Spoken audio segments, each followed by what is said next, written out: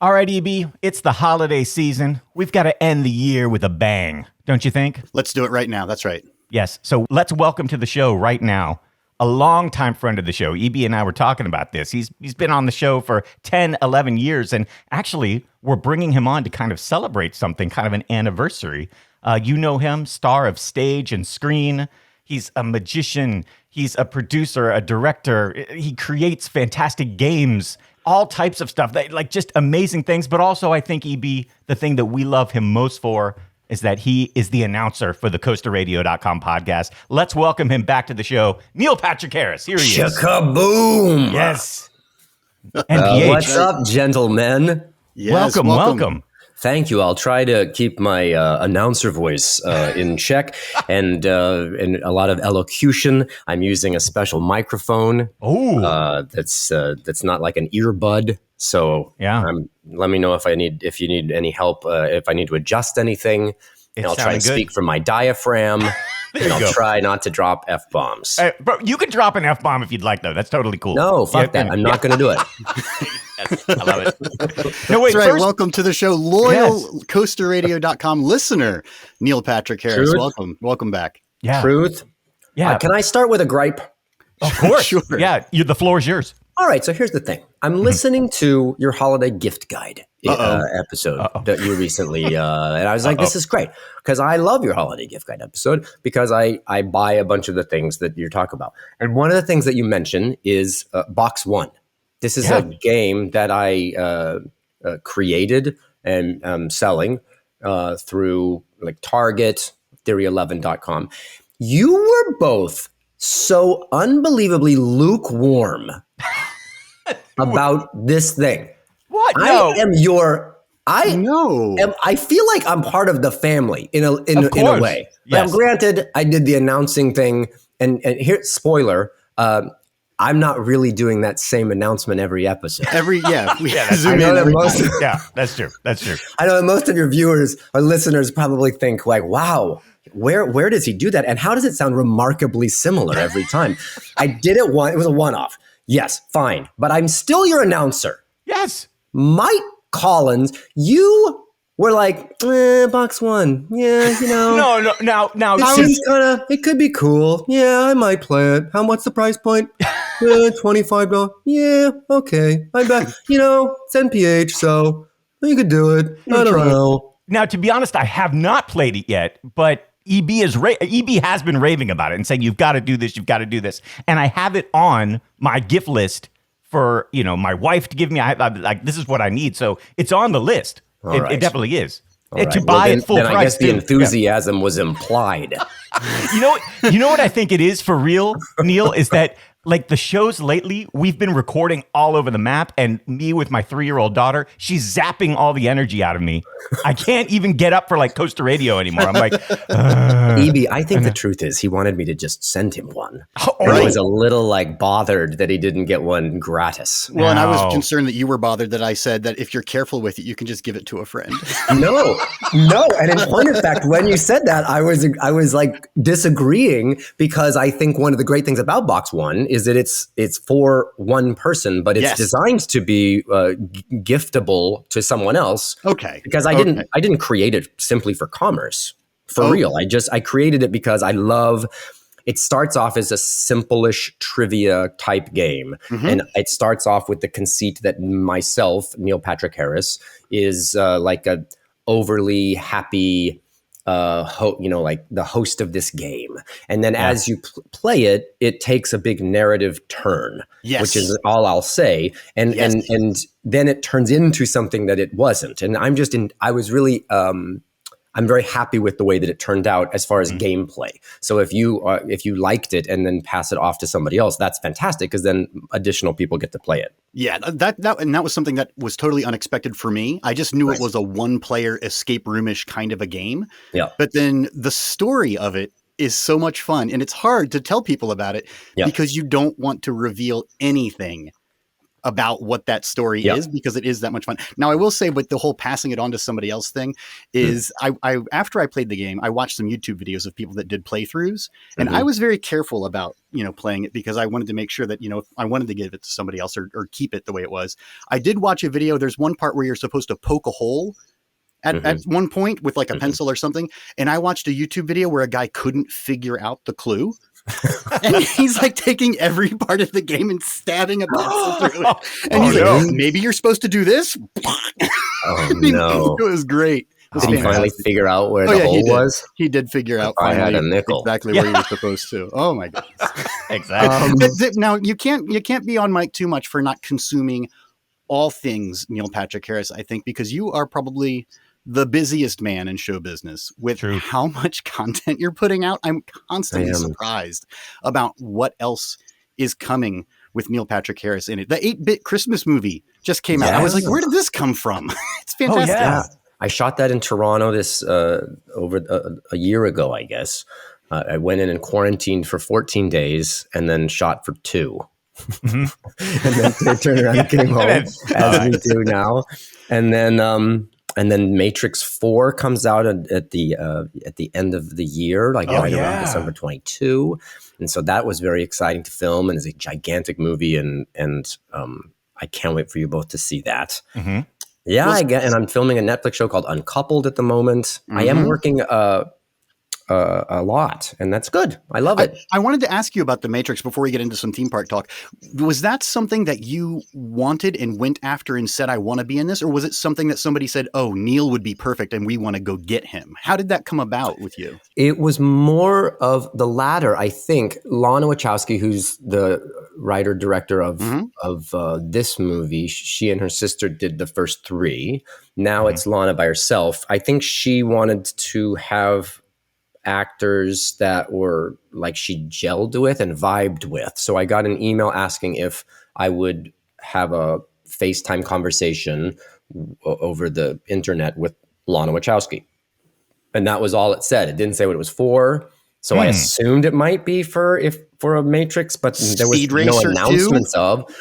Maybe Speed Racer 2, or maybe Sense8, which was a really cool Netflix show that she did. I just thought she was an intriguing person to talk to, and she is that times 1,000. She's evolved and amazing, and a seeker of truth, and her knowledge of music is intoxicating, and she's just a really wonderful person. So we hit it off there. She asked if I would come to San Francisco, meet with her in person, and then I found out it was for a small role in The Matrix 4, which I thought was super exciting to be in that style of movie.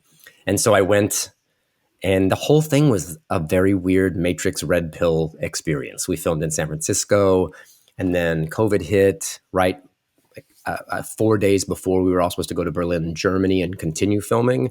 So then there was a stop of about 5 months. And then we were one of 3 movies in the world that were allowed to film. Oh, wow. So we were filming there under real big protocol bubbles, and everyone had lanyards that were different colors that allowed access to things.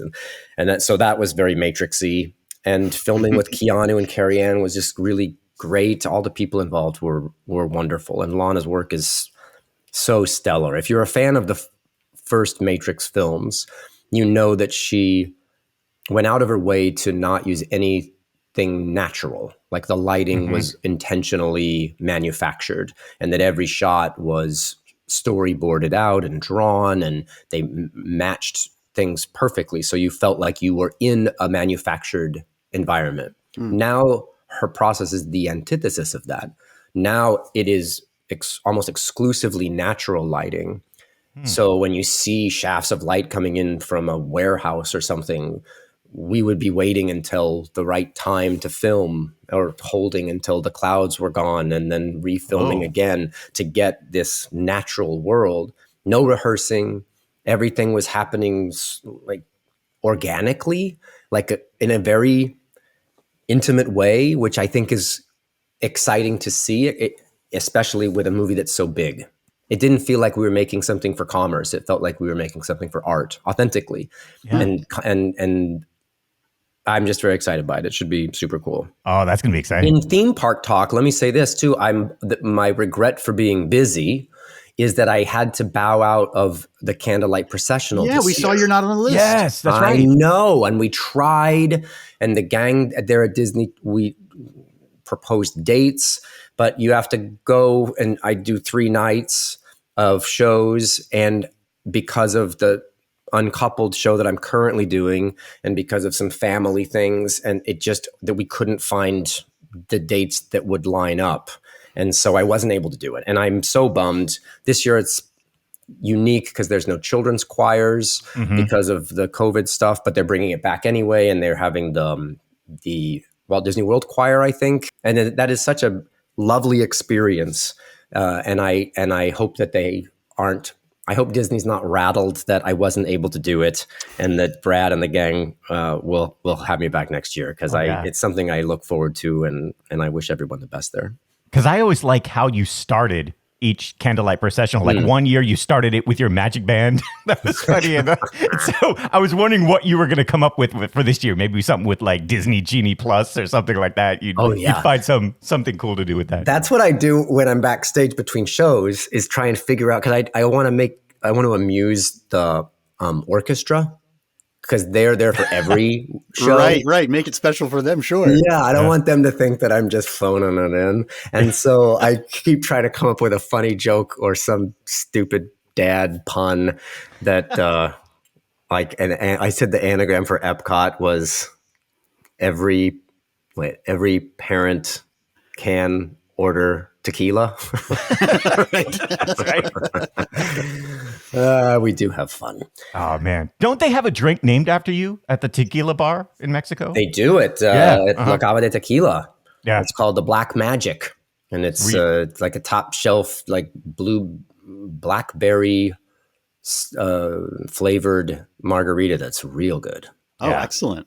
That place is nice. EB, if you and I are at Epcot at the same time ever, we got to go there, because that's like a nice cave you go into, and it just kind of like, in the dark, you can have some tequila. It's good. That place, my good friend Javier Viejas, who runs the beverage program there at the Mexico Pavilion, has told me that they sell more margaritas than anywhere in the world. Whoa.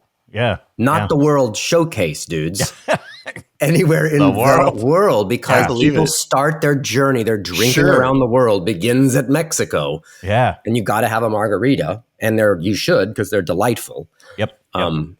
I do 6 or 7 between shows. Have them brought over. And then by the time you get your grapefruit Hefeweizen in Germany, you're wasted. You don't even remember the taste of anything that's happening in France. Now, you've been busy, but you did make it to Disney recently, yes? Yeah. I did. With the family, yeah. I did. We went for the kids' birthday, because we hadn't been and we missed it. And we got to ride Ratatouille, the Remy's Adventure. Mm-hmm. And we got to ride Mickey and Minnie's Runaway Railway. Yep. What did you think of that? I loved it. Yeah. I loved it. And I loved the Great Movie Ride. Granted, I started to like it in a hilarious, dusty way. It was showing its age a little. Yeah. Sure. And to turn it into something that was entirely different, I thought was fantastic. I think they did that is the way you do, what is it called? A layover, overlay. What's it called? Yep.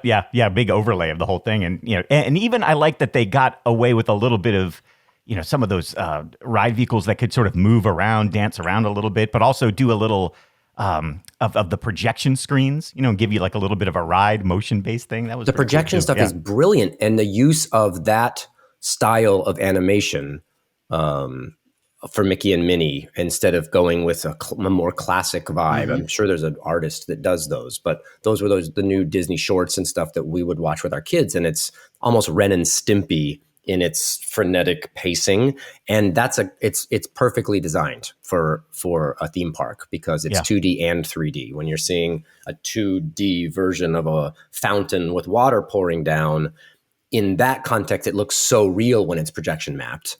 Yeah. I loved it. What else? Let's talk other stuff. Did you get into Star Wars when you were there? Yeah, because we haven't talked to you at all about Star Wars Galaxy's Edge. God. So, Well, I mean, what can you say that hasn't been already said? I was incredibly fortunate to be asked by Disney to host the opening. They did a TV special opening of the Galaxy's Edge. That's so right. I got That's to right. go Yep. before the rides were even open, while they were still putting merch in stands, and walk around with Scott Trowbridge, who really? was the head Imagineer for that entire area, and walk through and look at everything and see all of it. And he told me when we did that this new ride has not been completed yet. It's called Rise of the Resistance. And he explained to me what it was going to be. And I couldn't say anything to anyone because it was real Imagineer inside baseball, what it was going to be. And I said to him, are you serious? How can you do multiple ride vehicle? Like, how can you do something that's 25 minutes long? Like, no one's ever done that before. This is next level, dude. If you're serious and it's not going to be like watered down by the time it gets through all of the Disney corporate hurdles, this is going to be really, really good. And what I like about what they're doing with Galaxy's Edge is that it seems that they recognize that the experience of going to a theme park doesn't need to be big ride to big ride to big ride. That it doesn't need to be planning your fast passery to go and having an agenda that just steamrolls from one place to the next, but that you can enjoy yourself as much, if not more so, in an immersive way. So that whole land is designed so that you can just wander and you don't have to really ride much of anything and still be blown away by it. And the attention to detail is exquisite everywhere you look. And then you go Rise of the Resistance, and it is just, they have done some visual things that change scale, that are magic tricks. You board something, and then when the doors open again, you're in a whole different planet. And that's an easy-ish effect and far less expensive than a giant drop on a roller coaster, and has so much impact of like, you really feel like you are in this world. And then the ride vehicle changes thrice. It is the best attraction, I think, that has ever been created as far as technology and execution and creative integrity. I just can't think of another one that's even close. Granted, I haven't been to Disney Sea. That I really want to experience. But wow, amazing.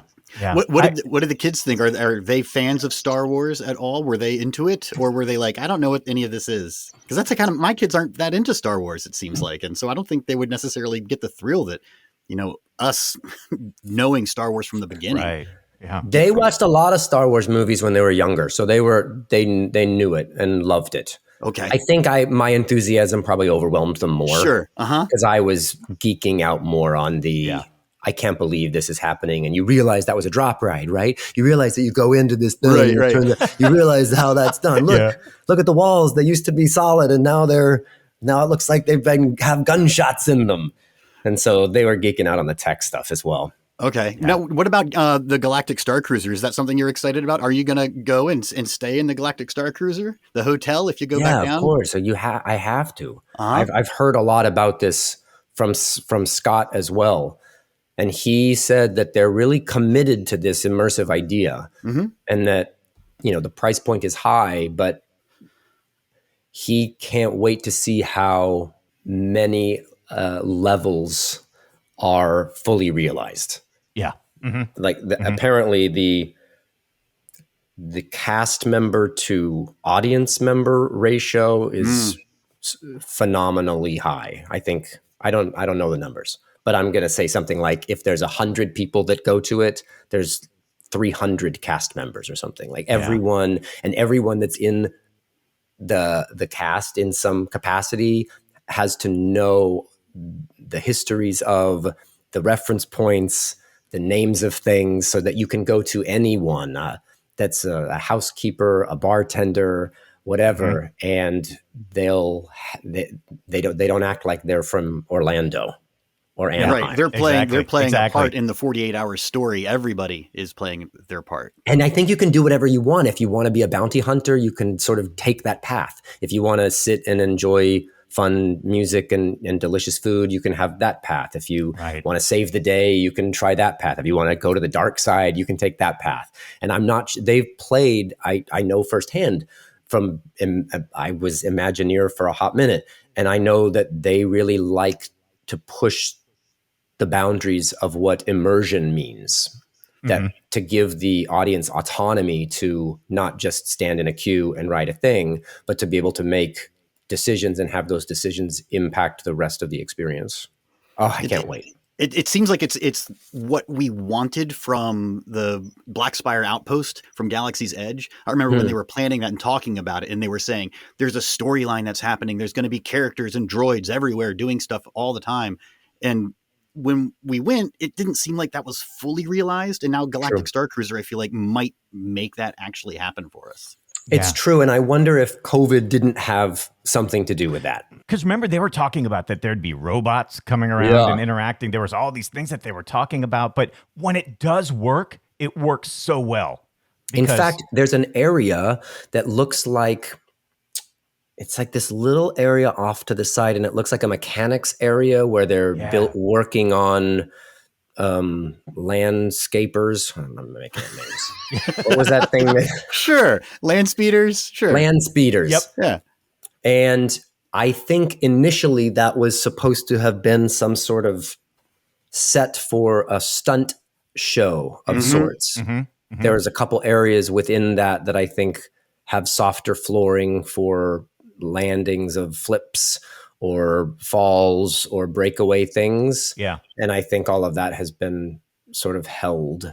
I had heard rumors of large droids. Yep. That could be really large, that could theoretically take off and take off again, which would be super dope.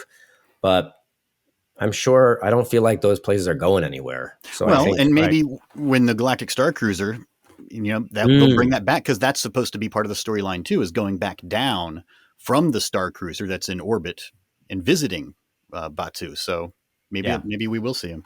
I like the idea that people were kicking around that even if you're not going to go stay and pay all the money to stay at Galactic Star Cruiser, maybe there's a day pass that gets you in there. Like while everybody is like visiting Star Wars Galaxy's Edge, some people could go up to the Star Cruiser, hang out there for an hour to kind of get a tour, and then come down. That was kind of an interesting theory that was being tossed around. Yeah. No, that's a big ticket, Mike. I don't think I know. It feels like, part of me wants it to only be a big ticket experience, right? That's what makes it so special. Right. But boy, Disney has really leaned into the different pricings and sort of the new Genie Plus as opposed to Fast Pass is it's an interesting conversation, isn't it? Yeah, exactly. And I figured that's something you're probably interested in, like kind of like checking out like the technology behind that, how that Genie Plus is going to work. And like that to me is fascinating because it kind of changes the way people experience the parks. It feels like Waze, the app where you drive around and it tells you the best routes to go. It feels like the Waze of theme park. And adjusts as you're driving. It's like, no, go around this way instead. If you could do that, and you could, before your family went to a park, you could say what each person likes to do, and then it would figure out in real time what you would probably like to do next. I think that would be fantastic. Yeah. AI. And I also like how, if you're at the park for one day and you want to ride Rise of the Resistance more than anything, but it's got a 3-hour wait, you could, I'd be like, hey, I'll spend $20 to jump the line and go do it. If it's my one day at Walt Disney World. I like that. I like that gives you that option, that flexibility. It's a kind of gross conversation to me at the same time. It is. Yes, it is. It's a little weird. Because it does mean that if you have the finances to just do that, you can. And that if you don't have the finances, then you're going to have a lesser experience. But I guess speaking to Disney specific, their attention to detail everywhere, as I said before, with the sort of just wandering and enjoying without paying or waiting in any queue, kind of levels the playing field a little bit. And do you follow that sort of like insider talk with Disney, like with the controversy, people hating on Genie Plus and people being upset about Harmonious and the big giant wheel in the middle of the pond at Epcot. Do you follow that kind of stuff behind the scenes? Yeah, a little bit. Yeah. A little bit. I'm not diehard. I kind of dip in and out. I sort of, as we're going to be heading towards Disney World for a candlelight, I'll dive deep and see what's happening. But I follow blog posts and things that have updates of what's happening. I saw Harmonious. I loved it. I thought it was great.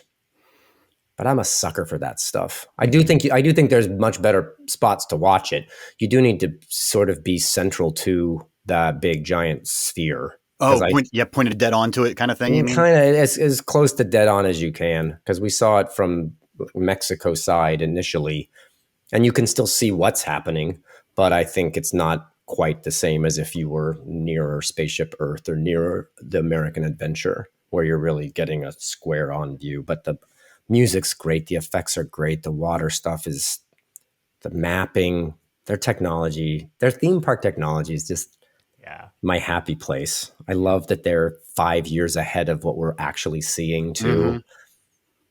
Wow, I just love it all. Have you been out to California to see the new Marvel stuff? I haven't. I've only seen that on videos, and that all looks really cool. And someone was explaining to me that there's it was a ride. Oh no, it was the lightsaber thing.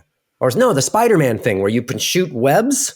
Yeah. With your hands? The new Dark Ride where you actually just the motion, it detects your motion as you're going through, and you can just kind of flick at the screen and shoot webs. I heard that it's just no people hurting their arms, like practically having carpal tunnel, like just trying to get the score. Sure, absolutely. I remember there was one guy who wrote it and he got off and he's like, "Oh, my arm's tired. My arm's so tired." It's like when I would do the what's the 3D Toy Story Mania? Just like flicking that little thing as fast as like possible. Yeah, and afterwards you're like, "Oh man, yeah." What do you think about the Guardians of the Galaxy ride that they're building at Epcot with that huge show building? Huge show building. Yeah.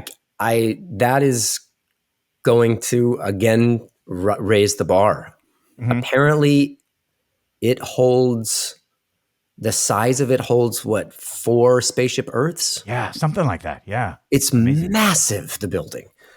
And I was talking to, someone who knows a lot about what's going on inside. And I think the coaster itself is going to be extraordinary. Yeah. The fact that you can have a high-speed coaster that can turn and also like force your focus. Yeah. Because while I love Big Thunder Mountain Railroad, you really have to notice the goat. Yes. Right, you got to the dynamite. prepared to turn. Go over there, and then it's gone. Yeah. But I think with this, they can just turn. They turn the whole vehicle while you're still moving forward and force you to see a thing over here and spit you back and make you go backwards. Wild. It's gonna be unbelievable. Yeah, and that Tron works so. is gonna be dope. Oh yeah, that's gonna be another one too. So good. They're all excited about the Tron. Yeah. I'm really happy that right now, at least, Disney's investing a lot of resources into next level attractions. I'm curious about the new president not being like a long timer. I don't know very much about this, so I'm sort of speaking based on what I'm hearing. Yeah. But isn't the new president? We're not quite sure if where she resides on the investment versus ride put through kind of conversation. Yeah. That's sort of what's being discussed right now, and a lot of people are kind of in a wait and see mode, especially just throughout Imagineering. So it's going to be interesting just to see what happens there. Yeah. But the Disney Plus releasing those behind the attractions, which I think are great. Oh yeah. If you haven't seen those, it's worth subscribing to Disney Plus just for that. The Imagineering stories, amazing. But these single things that explain in, kind of comic ways, the histories of these attractions and also explaining how the ride mechanics work, I think is educating a lot of people that wouldn't know about that otherwise and driving interest and attention to next level attractions. Because I do believe when you invest in a Galaxy's Edge, it pays off in the long run. It's fun that Disney is revealing that stuff and kind of pulling back the curtain, because like you were saying, it for a lot of people, that's another level of enjoyment of going to a park like Disney is that you can see that technology in action and you can understand that this is unique and different and special because of that tech that's behind it. Agreed. And it allowed my kids Yeah. to finally ride. Gideon finally rode the Tower of Terror because he didn't like the drop in the dark, but then watching how it works and appreciating that it's not only dropping you, it's like forcing you down, that the whole thing is essentially on one tight cable that's just moving up and down as it wants to. There's no real actual drop going on. Yep. It made him less scared. That's great. And willing to ride it. That's great. Yeah. And those Disney documentaries about Imagineering were so good that were on Disney Plus. Like I just binge watched those. They were so beautiful, especially the early episodes with all that footage of Walt walking around the park. It was just so great. And the way they cleaned up that old footage to make it look so vibrant and the 1960s vibe. I just cried and cried watching those. They were great. Yeah. Is there one ride that's out there right now, either at a Disney park or maybe even at another one that you've seen that you're like, man, I've got to get on that? Is there something out there that you're super excited for? And one that I was wondering about is if you have seen Velocicoaster at Islands of Adventure at Universal Studios, because that seems to be like the big thing people are excited about these days. I've heard about Velocicoaster, but all I heard really was that it was taking forever to be built and that they never really announced it, right? That everyone's the joke was that Velocicoaster never had a sign or anything and they just built it. As it was being constructed, they were like, we don't know what that is over there. Right. Yeah, and all of a sudden they're like, it's open, and there it was. But yeah, a lot of people loving that because it's just talk about a roller coaster that tells a story. There's a lot going on there and a lot of great effects. And what is the design of the ride itself? Yeah, so it is a Intamin multi-launch roller coaster. So It's got a first launch that gets the ride going, but then the second launch that takes you up this 180-foot tall top hat that drops you down. It does all these great movements. But what's cool is that the storyline behind the Velocicoaster is that you are in the raptor paddock, and the character from Jurassic Park, basically said, hey, we're going to create this great roller coaster where you're inches away from the raptors. And of course they get loose and they chase you and stuff. So it's a pretty cool experience. And there's animatronics throughout the whole thing and that sort of thing too. So before the first launch, do you feel, is it a slow moving thing as if you're in the paddock itself, or does it start off with a bang? Yeah, it kind of like comes around and kind of stops, and you hear the raptors kind of getting ready and going wild, and then it launches you out, and you go through all this rock work and stuff. It's really great. So if you get a chance to see a YouTube video of it, it'll probably make you want to go down there right away. That's what I don't want to do. I avoid the YouTube videos because I don't want the spoilers. The one place I really want to go is Tokyo Disney and Disney Sea. I've never been to Asia.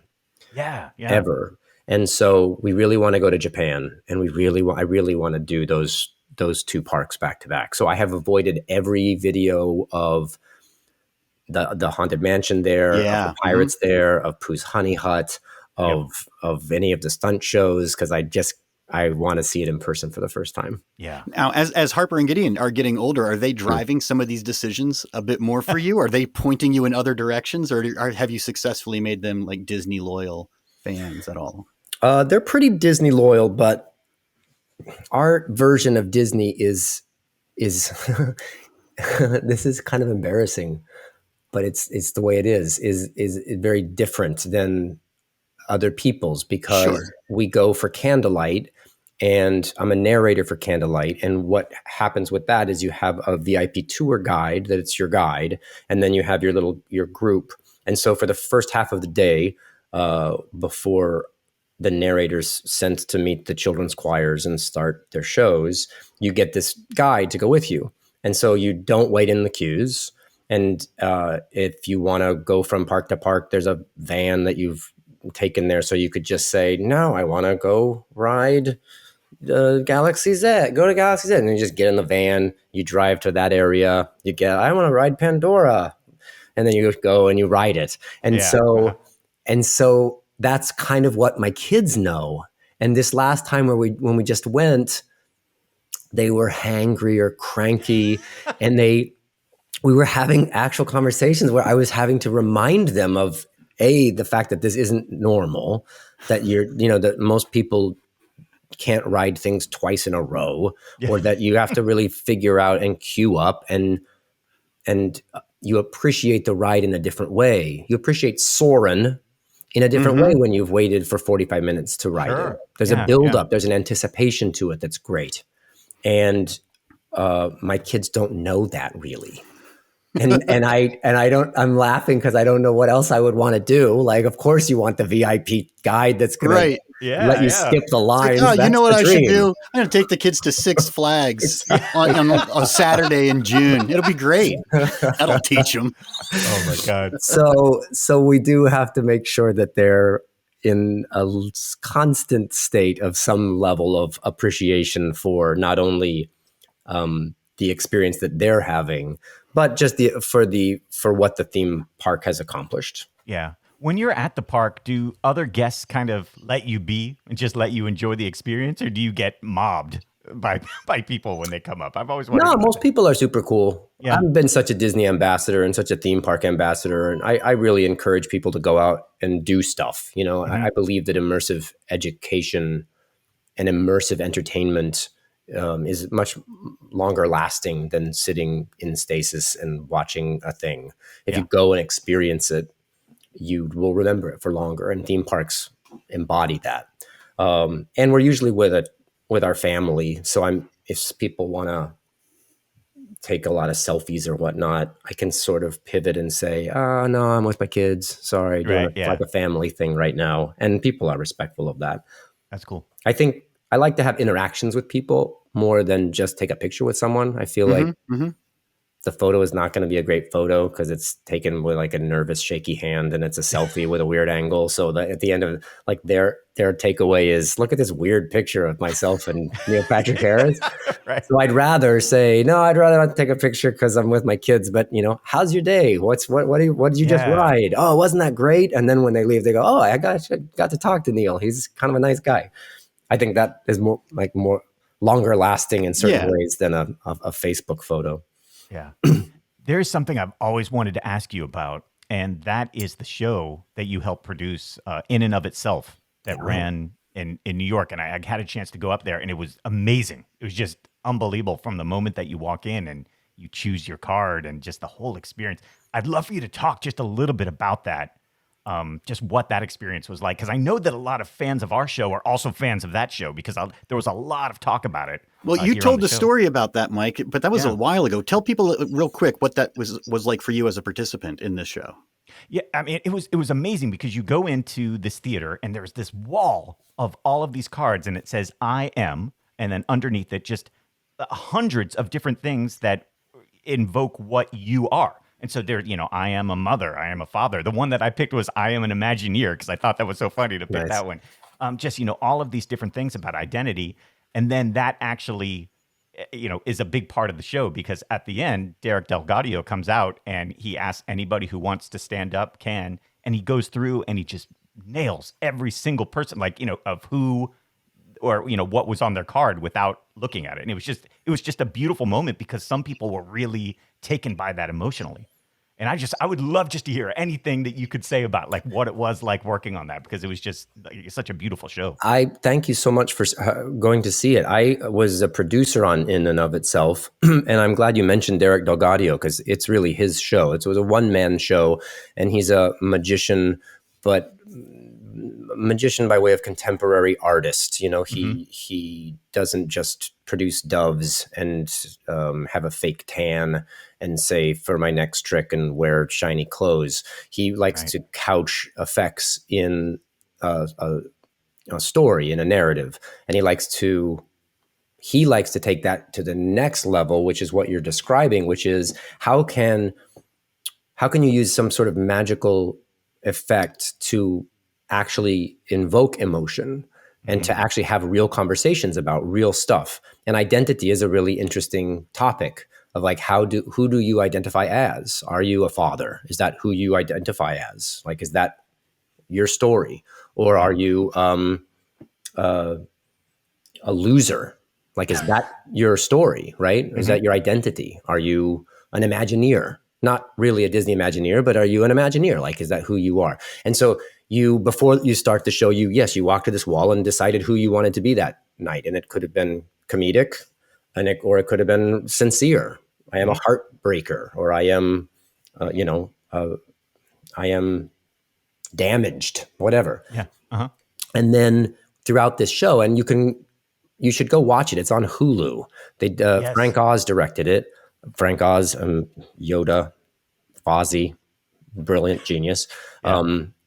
And he directed the video as well. And it's a really great transfer of magic to film, which is often a challenging thing to do, but it's beautifully done. So what we're speaking of, listeners can actually go and participate in a way.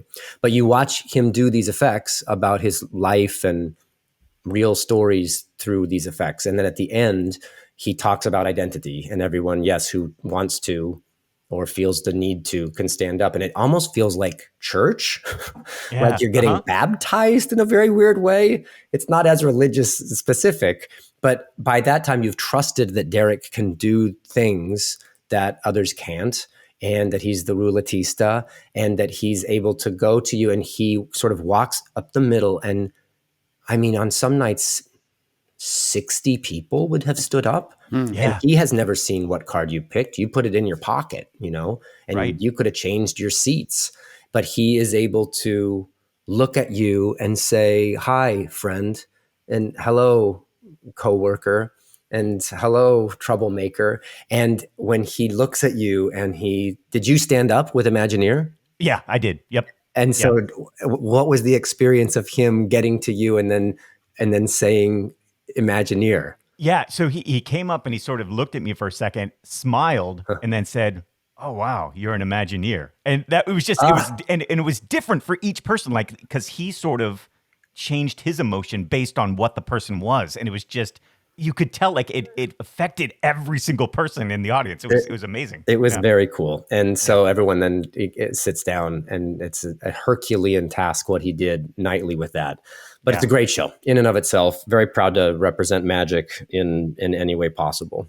Yeah, so good. So good. I've got one more, because I remember when we met you at How I Met Your Mother, you were nice and you're like, well, what questions do you have? What questions do you have about all this? And at the time, we were like so shocked to be where we were that we didn't. So I have another one I've always wanted to ask you. There was a great documentary on CNN recently about the history of talk shows. And I am a huge Johnny Carson fan. Like, going back, I thought what that guy did was so amazing, how he did it night after night and made it look so effortless. Yeah. And that was a show that you were on. Like, you actually got to meet Johnny and sit like... I did a magic trick with Johnny. Yeah. Can you talk about that? I would love to hear like just what that experience was like, but also what you think of the other talk show hosts too. It's a tricky gig being a talk show host. So I my hat's off to all of them. I'm glad that right now they're in a place where they're not antagonists, where they're not fighting with each other. Because for a while it was Leno versus Letterman, and if you did one, you couldn't do the other. And right now there's a bunch of really lovely people who are hosts. Jimmy Kimmel is so nice, and Stephen Colbert is so nice, and James Corden is super lovely, and Seth Meyers is amazing, and they're all supportive of each other. So that's kind of great. But old school was Johnny Carson. He was the one. He showcased magicians and gave me a love for magic.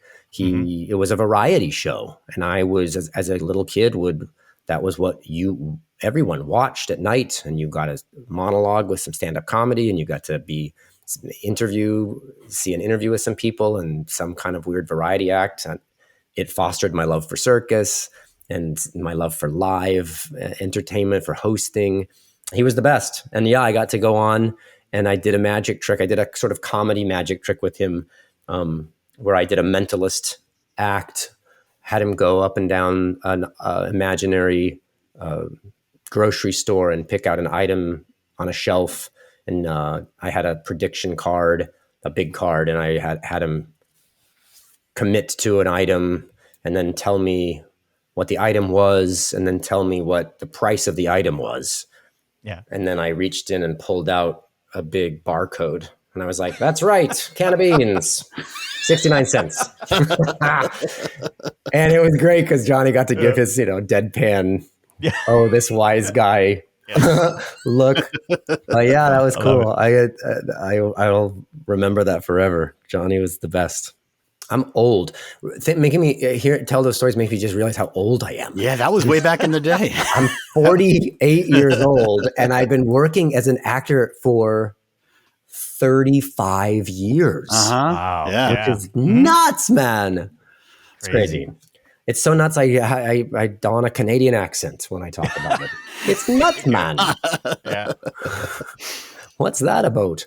I love it. Okay, here, I have a quick question for you and your listeners. So our place in our second house is called Funhouse Farm. And the backstory is that it's all carnival themed and sideshow circus-y themed. And it's a place that back in the day, performers would come in the winter when they weren't traveling or had retired or were evading the law or something. They would come to Funhouse Farm. This is the canon that I'm creating here. And I'm trying to find carnival equipment. Oh. If anyone knows where I can get an actual full-size Ferris wheel, but it doesn't have to work, because I want to put it in the back and have vines and stuff growing up and over it as if it's been there forever. Like you want an abandoned Ferris wheel. I want an abandoned Ferris wheel. Yeah. And I don't know how to find it. There's a place that you guys mentioned in one of your holiday gift guide things that I subscribe to. It's called the used rides. Usedrides.com. Yep. But they're still selling, they want like a $230,000 for a swing. Yeah, exactly. I'm rich, but that's just nonsense. But there's definitely, what's that park in West Virginia that's got an old rusty Ferris wheel? And they're out there. It's just a matter of tracking down the old abandoned parks. Yeah. So that's if anyone can call your hotline and say, funny that you say that. I'm trying to get rid of my old rusty. Some of these places you could probably just pull up with a truck and just take it apart and nobody notices. I need to know what those places are. Yeah. Sometimes they've got them. I was at a theme park last week and they let me go backstage to kind of look around, and there's just junk everywhere. There's like log flume boats and just things that are sitting there. There's probably got to be someone somewhere with a Ferris wheel that they'll be like, yeah, here, take it. I will. Who knows? That's excellent. Great. Well, and I don't think we've talked about it here with everybody in the audience and everything, but that's where you're at right now, right? Is at your home. That's true. I'm at Funhouse Farm. We're getting ready for Christmas. A lot of decorating going on. I'm up in my office, which is kind of a cave-like thing for those Patreoners. Can you see that? Are you look at that. Live look at that doing room. this? That's pretty awesome. So over here, there's like rabbit stuff. That I decoupaged That's a bunch of magic posters that I Mod Podged. It's actually a plug that comes off, and neat. You can see down there, but I just didn't. That's the bedroom, but it's upstairs. So we made this plug so that if I'm working and my husband's sleeping, I'm not waking him up. So I did that. That's awesome. Cute. And the spiral staircase behind you, that's really cool right there in the middle. Yeah, look at that. Look at that. I know that. There you go. That's cute. Here's my autographed picture of Orson Welles that I bought online at an auction. I love it. Here's this that I bought, which is a little notebook made from a Haunted Mansion book, a Haunted Mansion pamphlet from the 60s. Oh, sweet. Oh, that's cool. Yeah. I am a nerd. So this is my office. Does this room have a secret entrance at all? Like, do you have like a bookshelf? He can't tell you. I guess, yeah. Hold on. No, you're probably not now. Oh, shoot. I'm going to have to unplug. Okay, I've still got the microphone. Okay. Oh, there we go. I'm coming over here. Oh, we're going to go on a tour. Look at this. All right. Okay, we're walking now. What can I see? For the audio people. What can I show you? Okay, so here is, can you see this? Oh, yeah. This is like a bookcase that's inside here. All right, he's opening a cabinet here. It's a small bookcase. Good. Small bookcase with books inside. Check this out. Oh, it's got a secret panel that rotates. Oh, it's the bar. Yeah, that's where the hooch goes. I love it. That's nice. Yeah. Oh, and I got these. These are fake paneled. These are like it's fake books too. That's great. Dolphin Series of Unfortunate Events. They had them for all kinds of library sets, and I asked if I could take the boxes. Some of good books. props. And there's a ventriloquist dummy that looks like an old man. Oh, he's sitting in a chair, and that's sitting very in his own chair. Very and nice. yeah, that's how you get in is from at the top of the stairs. So that's your guardian, right? If somebody sneaks in, they would get scared of the ventriloquist dummy sitting at the top of the stairs and run away. And weirdly, he's always in different spots every time I come up here. I don't know what that's about. Yeah, that'd be so freaky. Well, man, this has been great. This is so great. Thank you so much for taking time. You're welcome, and happy anniversary. Thank you. We wanted to say, you being the announcer has really just opened up doors for this podcast. It really, really has. I think that sometimes when we go to a park and they're like, who are these guys? What are they wanting to do? Yeah. And then they listen to the show, and within that first 10 seconds, they're like, oh, wait a minute. Well, if he's helping out on it, it must be somewhat good. You legitimize us, and we're just using you a little bit. Imagine where your lives would be right now if your announcer was David Arquette. Yeah, that's right. Who knows? I don't know. We might be in jail. Who knows? Who knows where we'd be? On the WWE circuit. It would have gone a completely different way. That's for sure. Yeah, we'd be wrestling somewhere. So. Well, it's my great pleasure, so and maybe now that we've had this 17-hour conversation, you will put back in the my close personal friends part of the thing that you edited out, because ED must have gotten pissed at some point and said he doesn't even know us. He doesn't even call us. Just trim that part out, my close personal friends. Yeah. Well, we joked about how it's been 10 years since you first recorded that for us. And I remember when you first recorded it, Mike was bold enough to get you to say multiple years. So 2005, 2006, 2000. And it was like, I had him do 5 years. Is that crazy? And then we ran out. Now we can't even say the year anymore. Yeah, that's right. So now it's just for the end of the show when we was saying the copyright. All right. I'll send you more years. Oh, sweet. There we go. Well, man, thank you so much, and happy holidays. This is such a great way to end the year, and we just appreciate it. And you're welcome on the show anytime.